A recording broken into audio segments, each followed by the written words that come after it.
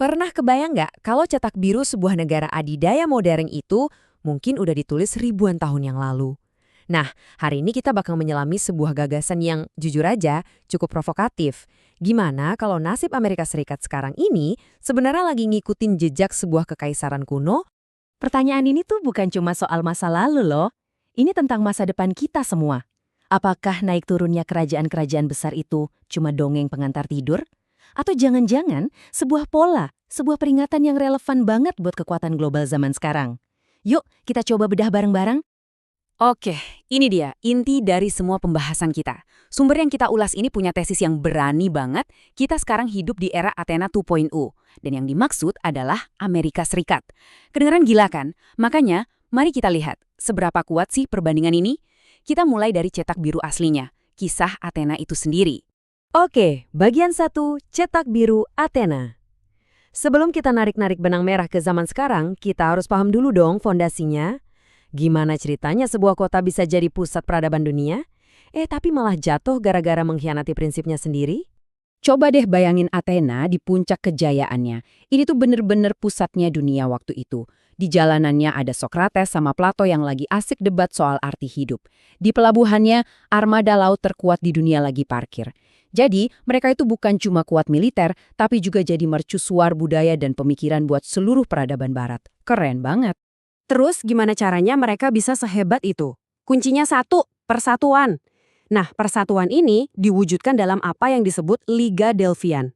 Ini ide yang revolusioner banget pada masanya. Puluhan negara kota independen setuju buat gabungin kekuatan di bawah komando Athena. Tujuannya cuma satu, dan mulia banget, ngusir ancaman kekaisaran Persia buat selamanya. Nah, jantung dari aliansi ini adalah kas bersamanya. Bayangin, setiap anggota ngirim emas mereka ke satu tempat, yaitu Pulau Suci Delos. Ini tuh bukti kepercayaan mutlak. Jadi ini bukan sekedar dana perang ya, tapi ini simbol persatuan yang sakral. Semangat satu untuk semua, semua untuk satunya itu beneran kerasa banget. Tapi, disinilah cerita indah persatuan itu mulai retak. Pada tahun 454 sebelum Masehi, Athena melakukan sesuatu yang mengubah segalanya. Dengan alasan, kutip-kutip, keamanan, mereka mindahin semua emas dari Delos ke kota mereka sendiri. Dana yang tadinya punya bersama, sekarang ada di bawah kendali tunggal Athena. Dan ya gitu deh, mereka nggak ragu-ragu pakai uang itu buat kepentingan sendiri. Buat bangun Parthenon yang megah, buat biayain gaya hidup mereka, buat ambisi kekaisaran mereka. Seperti yang ditekankan sumber kita, inilah momen pengkhianatan terbesarnya. Semangat persatuan itu udah mati. Athena yang tadinya dianggap pelindung, sekarang malah jadi penindas. Sekutu-sekutunya bukan lagi dianggap partner, tapi cuma bawahan yang dipaksa bayar upeti ke penguasa yang tiran. Oke, bagian 2, keruntuhan Athena. Tentu aja, yang namanya kesombongan dan pengkhianatan itu selalu ada harganya. Sekarang, mari kita lihat gimana tindakan Athena ini memicu efek domino yang akhirnya meruntuhkan seluruh kerajaannya. Dan ini dia akibatnya. Para sekutu yang udah marah dan merasa dikhianati akhirnya melakukan hal yang gak pernah terpikirkan sebelumnya. Mereka berbalik dan minta tolong ke musuh bebuyutan Athena, yaitu Sparta. Dan bukan cuma itu, mereka bahkan minta tolong ke Persia, musuh yang tadinya jadi alasan liga ini dibentuk. Ironis banget kan? Coba lihat betapa cepatnya semua ini runtuh. Dari puncak kekuasaan sampai hancur lebur, cuma butuh waktu kurang dari 50 tahun. Dimulai dari keserakahan finansial yang memicu perang panjang, diperparah sama kesalahan strategi militer yang fatal di Sisilia, sampai akhirnya kelaparan memaksa mereka buat bertekuk lutut. Bener-bener spiral kejatuhan yang tragis. Dan ini bukan sekedar kalah perang biasa ya, ini benar-benar pemusnahan total. Bayangin deh, tembok pelindung kota mereka dihancurin, armada laut yang jadi kebanggaan mereka disita, dan yang paling parah dari semua itu, demokrasi yang notabene ciptaan terbesar mereka dihapus total. Identitas Athena sebagai sebuah peradaban bisa dibilang dilenyapkan. Bagian 3, cermin sejarah. Oke, kisah Athena udah jelas ya. Nah, sekarang saatnya kita putar cermin itu dan kita lihat pantulannya di masa kini. Pantulan yang mungkin cukup mengejutkan. Amerika Serikat.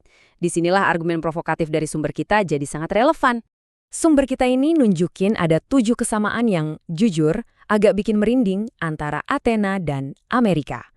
Mulai dari sistem demokrasi, kepemimpinan aliansi global, sampai ke apa yang disebut pengkhianatan ekonomi. Bahkan polanya pun sama, yaitu menghadapi rival yang kuat dan terjebak dalam perang mahal di luar negeri. Yuk, kita bedah 3 paralel yang paling penting. Paralel pertama ini yang paling kelihatan jelas, struktur aliansinya. Dulu Athena jadi pusat gravitasi buat Liga Delian, sekarang Amerika Serikat jadi tulang punggungnya NATO. Di kedua kasus ini, ada satu kekuatan dominan yang jadi penjamin keamanan buat peluang negara lain. Posisi yang ngasih kekuatan luar biasa, tapi juga tanggung jawab yang sama besarnya. Nah, ini dia paralel yang paling kontroversial, pengkhianatan ekonomi. Kalau Athena secara fisik ngambil emas sekutunya, sumber kita berargumen kalau AS melakukan hal yang mirip secara finansial. Jadi gini, setelah Perang Dunia II, banyak negara nitipin emas mereka ke AS. Dengan jaminan, dolar mereka bisa ditukar balik jadi emas kapan aja. Tapi, di tahun 1971, AS secara sepihak menghapus jaminan itu. Dunia tetap pegang dolar, tapi emasnya udah nggak bisa diambil lagi. Buat banyak pihak, ini adalah momen di mana kepercayaan global dikhianati demi kepentingan domestik Amerika. Setiap kekaisaran besar itu kayaknya punya godaan buat overreach, memaksakan diri terlalu jauh. Buat Athena, bencana itu namanya ekspedisi Sisilia.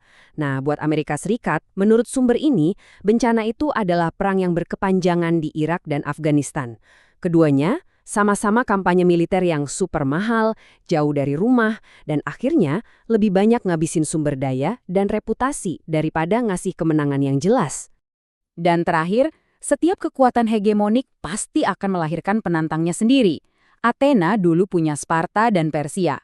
Amerika sekarang menghadapi aliansi strategis antara Rusia dan Tiongkok, plus blok ekonomi kayak BRICS yang secara aktif coba bikin alternatif dari sistem yang didominasi dolar. Jadi ini bukan lagi satu lawan satu, tapi pertarungan antar blok kekuatan, persis seperti yang dihadapi Athena dulu. Bagian 4. Pertanyaan takdir. Oke, setelah kita lihat semua kemiripan ini, pertanyaan terbesarnya adalah, apakah akhir ceritanya juga bakal sama? Apa jangan-jangan sejarah itu emang sebuah siklus, dan kalau iya, kita sekarang ada di titik mana? Untuk coba menjawab itu, sumber kita merujuk ke sebuah teori menarik yang namanya The Fourth Turning. Intinya, teori ini bilang kalau sejarah Amerika itu bergerak dalam siklus 4 generasi, atau sekitar 100 tahunan lah. Dan setiap siklus ini selalu diakhiri dengan turning keempat, sebuah krisis besar yang menghancurkan tatanan lama dan melahirkan yang baru. Sejarah kayaknya sih mendukung teori ini ya. Ada krisis perbankan di tahun 1830-an. 100 tahun kemudian ada depresi hebat dan Perang Dunia Kedua yang melahirkan Amerika sebagai negara adidaya. Setiap krisis itu jadi titik balik yang luar biasa. Nah, pola ini nih yang bikin kita bertanya-tanya, agak was-was juga. Kalau siklus ini beneran berlanjut, krisis macam apa sih yang nunggu kita di dekada 2030-an?